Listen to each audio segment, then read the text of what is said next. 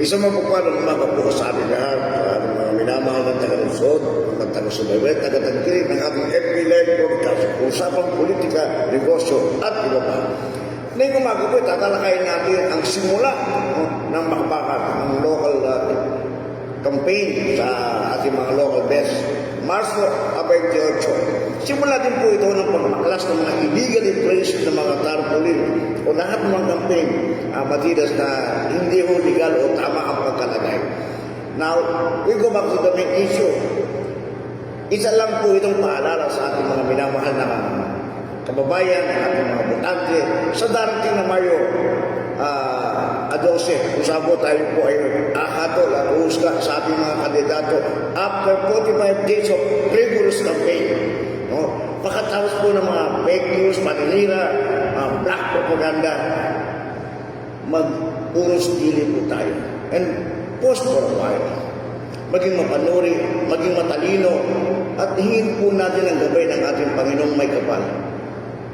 Sino ba talaga ang nararapat na pagkalooban natin ng ating pagtitiwala o mandato para sila ang mamuno sa ating lungsod, sa ating kongreso, sa ating lalawigan sa susunod na 3 taon?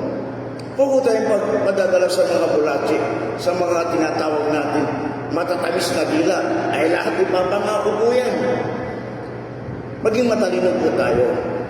Tingnan po natin maigi ang kanilang record of performance or accomplishment during the time na sila napagkalooban ng 3 taon o hindi sa mandato mula po sa ating mga mamamayan. Ano ba ang kanilang naiambag sa kauunlad ng ating lipunan, ng ating kabuhayan? Meron ba silang naipatayo na nagawa na programa o proyekto na tunay na pinakinabangan ng ating mamamayan at hindi ibinaon sa utang ang ating gobyerno? No? Sila ba ay naramdaman o baka pagtitirahan, hindi ko natin alam kung nasaan sila nakatira. No? Alamin natin maigi ang kanilang pagkatao, records of accomplishment, performance, hindi tinatawag natin panay bulache, na ilang ikaw. No? Pagkatapos ng mahabang panahon na wala sila sa sirkulasyon, yung 3 taon, hindi natin sila makakuha, hindi natin maramdaman ang kanilang presensya. Now, we have to be more skeptical, intelligent voter this time. Nakasalalay po dito ang pinapakaksan ng ating mga susunod na henerasyon, ang ating mga kabataan, ang ating mga OSCA, ang ating kalusugan, basic social services. Diyan po nakataya kung sinong uupo dyan. Napakahalaga, napakasagrado ng karapatang pumili o yung tinatawag ng subjects na pinagkatiwala, pinagkaloob ng batas sa atin. Sana po ay gamitin natin tama at tunay na pagkikinabangan ng ating mga mamayan, ng ating lungsod, ng ating lipunan. Hindi lamang po para sa ating sariling interes o kapakanan. With that, maraming salamat po. Sa susunod na araw, tatalakayin na po na rin araw-araw yung mga issues sa kaaklibat kaugnay ng 45 days campaign period.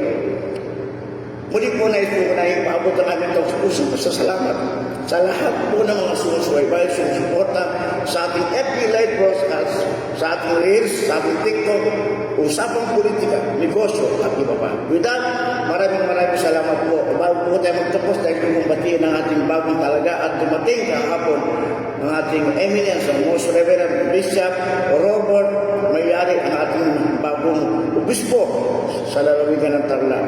With that, maraming salamat po and God bless.